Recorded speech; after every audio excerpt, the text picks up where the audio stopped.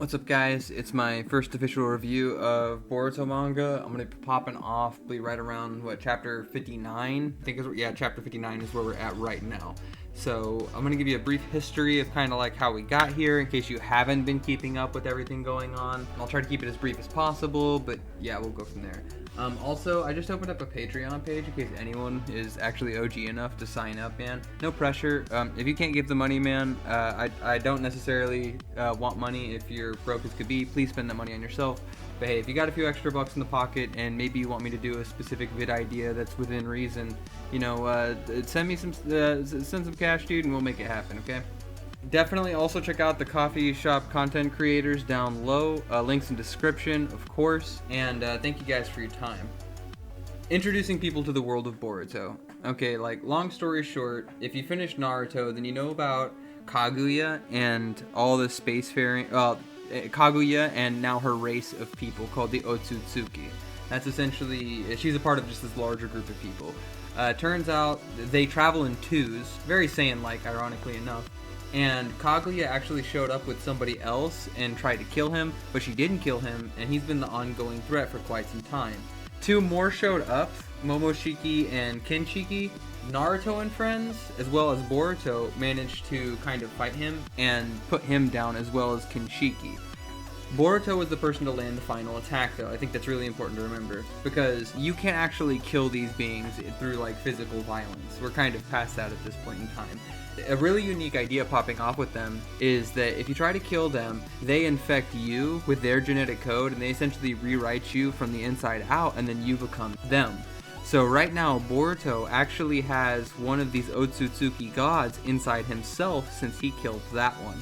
And they're coming to the conclusion of what they really need to do. They wound up fighting against Kaguya's former Kinshiki, or her maybe subordinate or maybe equal. We're not really sure what the relationship there is. But we managed to deal away with him. However, it turns out that Boruto's having severe problems adjusting, to say the least. And the other main character here that you may not know a lot about, this kid's name's Kawaki. He's essentially just a synthetic being that was created to house Jigen, who is another one of those Otsutsuki. He's lacking a karma, and a karma is the seal that is whenever they want to choose to infect you. So they can place it on multiple people and choose to go back to whichever one they want. And he managed to escape that fate, so he's just kind of chilling now, and he no longer has his karma, so he's kind of trash tier 2000. He's had a lot of problems with the group, kind of fitting in, because he's very Sasuke, but it's weird because he's got a lot of Naruto powers, and Boruto is very Sasuke friendly, which is odd. Man, I'm telling you, the manga's 8,000 times better. Check this stuff out, man. I'm gonna do a live review of chapter 59 right now. So last we left off, these two were dueling against one another, and Boruto and Kawaki. Boruto just got the edge on him. He relied too much on that karma, and now without it, he just can't be on the same playing field. So we start off with some sort of flashback to Kawaki's training by Jigen and his band of knockoff Akatsuki. These guys are pretty sick. Each one was capable of kind of throwing hands with Naruto, or the few we saw were kind of capable of throwing hands with Naruto, so that's good. Okay. Yeah, and pretty much everyone hates Jigen, apparently, because he's seen as the better vessel for... Or not Jigen, everyone hates Kawaki because everyone sees him as a better vessel, or did way back in the day, saw him as a better vessel for their lord, or Jigen. And, of course, it's going to cause people to be salty. But he wakes up from his nightmare. I don't blame him, it sounds pretty fucked up. But the guy who was torturing him was this guy named Code. And this is important because earlier we had reference to Kawaki saying, yo dude, have you thought about maybe implanting a karma on someone else and taking over their body? And Kawaki was super serious about it, but Boruto was like, bro, you crazy? I don't want to take over someone's body. That's messed up. But it's honestly probably his only way to get away from Momoshiki, the god that resides within him, ironically enough. It's weird because he shouldn't be having these dreams while he is not, or no longer a vessel for Jigen. Or Ishiki was technically his name. The god that was up there. Jigen was the mortal's name he possessed. However, apparently it doesn't stop you from being a vessel either way. That's pretty messed up. Yeah, and they also managed to pick up this super fucked up scientist. If you stopped watching the Boruto anime at some point, all these ninja tools and shit were popping off, and man, they got a lot of hate in the community. But it makes a lot more sense later on down the road, because Jigen's forces were essentially utilizing all of that and trying to get all the shinobi to rely on it, so they could just like roll all over him, because their tech is much higher than anything that we had. They actually genjutsu'd the guy who was bringing it and pushing it inside the village. And he's pretty smart. This guy's like evil Shikamaru. Is probably like the best way to describe him. Yeah, and he's even telling him, bro, you need to take Boruto, go have him implant his seal in there. You can actually save him. He's got the same idea. He either gave him this idea or is just coming to the same conclusions. Ooh, and Code already has a karma, so you may not even be able to do it in the first place. And we did see at the end of the last arc, Ishiki with the last bit of his energy managed to find him and basically say, yo, like, fucking avenge me, bro. And then implanted him with the karma, so he might be able to be reborn. And he's saying this Code guy could probably just kill Naruto. And to give you guys an even greater sense of how bad it was fighting this last Otsutsuki, like, Naruto sacrificed the 9 tails. It's gone. It died in the fight. And Sasuke's eye got slashed out, ironically enough, by Boruto, because every time he gets knocked unconscious, that god within him takes control. Momoshiki takes control of his body and starts wiling out. Yeah, and even he's starting to realize, yeah, dude, like, Naruto is just not worth, like, half as much anymore. He's not relevant in comparison to Jigen's forces. He wants to implant, so this evil scientist dude, Orochimaru 2.0 minus the jutsu, wants to implant another karma inside Jigen. Or inside Kawaki. I don't know if you could trust that dude, man. This evil doctor guy is sus. And the class president, something's going on with her. She's gonna be a main character somehow. Meanwhile, at the Fortress of Doom, over here with the forces of Code and the former allies of Jigen / Ishiki. Even though he's dead, this Code guy still has faith in his god, aka Ishiki. Holy shit.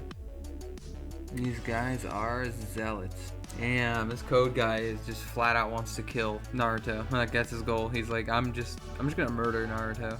Okay, so these two clowns are rolling around just terrorizing places from the looks of things. They're just running around slashing down soldiers and shit. They're in some bar, and this woman, it's a man and a woman, younger teenagers, and one has long hair. The other one, the boy, is named Code. I don't remember what the woman's name is.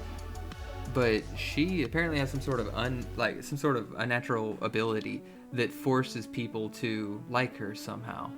It reminds me a lot of Becca of the New Gods. Yeah, I mean, all 5 villages are actually, she's right. I mean, you can while out and just try to rush there, but everyone's on high alert right now. So this lady apparently has Senrigan eyes, and they're called clairvoyant. So she's like, fuck it, we'll just sit back, chill, and we'll just wait for an opportunity to attack. Oh man, this kid is cocky as fuck. He thinks he can take out Naruto and Sasuke if he fights them. Well, I guess one-on-one. Damn. However, as a result of this woman just cannot do taijutsu, apparently. She's very limited. Her vision and that passive ability seems to be very, very limiting for her. So this guy considers both Kawaki and Boruto as Otsutsuki. And maybe that's what that doctor meant earlier, is your bodies are being Otsutsuki-fied. And like, he claims that Kawaki's was pretty much already there, but he just never got implanted. Apparently her hacks won't work on them as a result. Well, back with Kawaki roaming around debating on exactly what he should do. He's kind of salty Naruto beat the hell out of him. He really misses the power of karma, despite how, like, miserable it is. Shikadai shows up, says, hey, what's up? And he's just, like, losing his shit, bro. Dude, Shikadai's so understanding. He just, like, freaks out, yells in public, and he's just like, ignore him, bro. Let's just go. Like, he's the one saying hi to him. He freaked out on him. He just still was like, chill. Yeah, a lot of rumors about this crazy-ass kid who showed up. All these problems started happening once Kawaki showed up. And he says he'll listen to Lord Seventh no matter what. Naruto said it, so believe it. He's a good kid. And Shikadai really being a good dude there. He being a bro. However, evil scientist guy is really trying to really trying to convince everyone to be that way. I'm starting to wonder whether he's affected by that woman's ability, because she said, let me show you to my other night.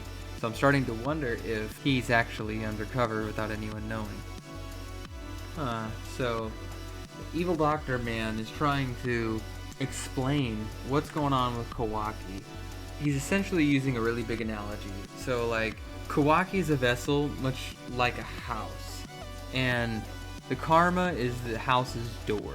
So if Ishiki's soul was the home owner, but with the door gone, he could no longer enter the house. I don't know, I don't get it. I'm not getting it, boys. The house still exists even though it has no door. But inside of that house, Ishiki's power continues to sleep.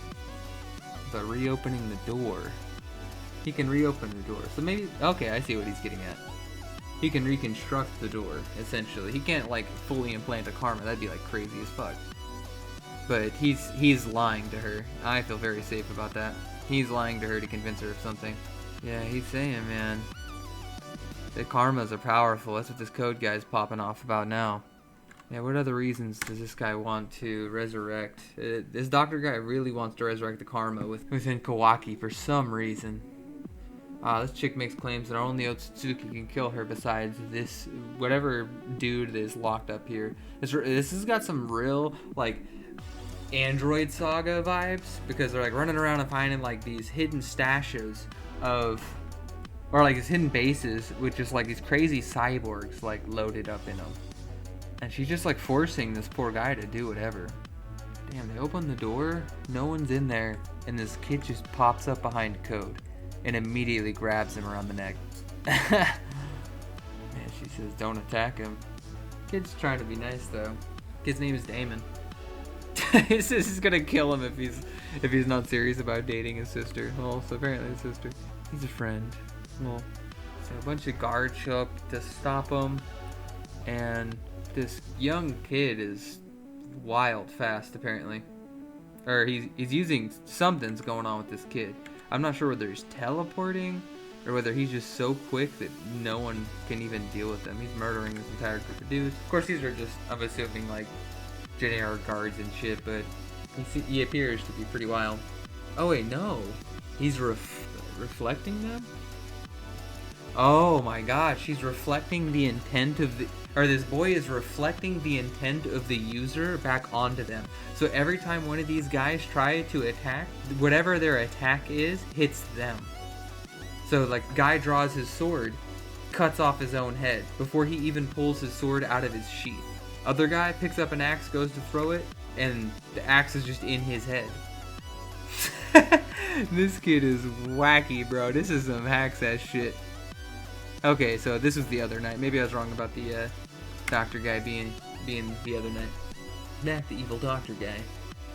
Yeah, the evil doctor guy is plotting some sus shit, dude. 90% of this chapter is literally just him scheming. Is him scheming out the ass. So we got some pretty interesting information. Like, our main character is essentially gods now. This new kid, what the hell was his name? Damon. Yo, he's got some wacky abilities, dude. If that scales really high, you could make some pretty dumbass arguments with that kid. Unless you're AP, unless you can just tank whatever your AP is, then this kid, chances are, is going to, like, style all over you. Very interesting. This woman seems to be pretty meme with her hacks, clairvoyant eyes, as well as her unusual attraction ability. And I don't know, we haven't really seen much from Code yet, but this new villainous faction, very reminiscent to Taka, or like androids way back in Dragon Ball. They just kind of roaming around, and I'm curious to see exactly where that's going. I'm kind of getting tired of Kawaki's shit. He's got the Sasuke memes of everything's so bad, though I'll admit he's got a much shittier life than both Naruto and Sasuke. I like where it's going, though. I'm curious to see if, like, Boruto really gets his shit together and decides to implant that karma inside this other dude, or if that's even possible. Because there's like a lot of severe, like, moral and ethical questions when it comes to, like, do I kill someone else to save myself? Like, that's, I mean, he's just, I don't think Naruto was ever in a situation where it wasn't his choice, and, like, that's scary. Like, there was no way for him to just, like, get rid of the Nine Tails or anything along those lines. And the Nine Tails wasn't like actively destroying him from the inside out and replacing him with it. He might have been able to see through, and he might have been trying to convince him to let him go through, but it doesn't appear that the Otsutsuki work in that same way. It's very unique to see like a lot of the past ideas fleshed out in a much more interesting way in this run. Like the cursed seal with like Orochimaru taking your body. We're seeing like an amped version of that, and don't even get me started on my Orochimaru memes in Boruto, dude. I've got theories on that business. But I don't know, this chapter was super interesting. I could honestly monologue for days whenever it comes to just generalized things with this, so I'm super interested to see where things go. If you guys want to see more content like this, please let me know. I'd like to cover, you know, weird stuff, kind of like I said, weird Orochimaru theory, whenever it comes to generalized Boruto content. If you guys want that, let me know down low. Other than that, appreciate you guys. Thanks for watching. Check out the Patreon. Check out the coffee shop content creators down low. And I'll see you next time. Later, Lanterns.